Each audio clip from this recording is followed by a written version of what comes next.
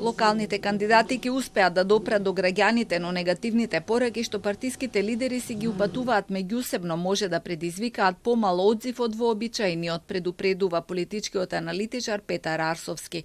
Досегашниот тек на кампањата според него остава впечаток дека кандидатите и партиите различно комуницираат со електоратот. Кампањата поминува како две независни линии на комуникација. Едната е таа што ја прават кандидатите, а таа се однесува на локалните проблеми на граѓаните и на понудата за локалните избори. И втората линија на комуникација е таа што ја прават партиите, партиските центри за комуникација и партиските лидери, која повеќе се бави со национални теми и наративи и во основа таа комуницира пинг-понг една со друга партија, а не со граѓаните.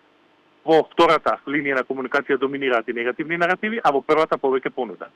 Наративот пак дека ова се избори на се или ништо за него има оправданост во општините каде албанците се мнозинство.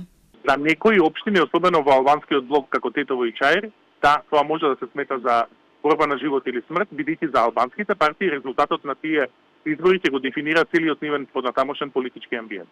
Со влегувањето на кампањата во завршна фаза, кандидатите ги вадат и најголемите адути и ги даваат клучните ветувања, но лидерите стануваат се пожестоки во дисквалификацијата на противниците и се упатуваат отворени навреди. Најжестоките удари се разменуваат меѓу СДСМ и ВМРО ДПМН како и меѓу Вреди и НАИ. 20-дневната кампања завршува в петок на полноќ.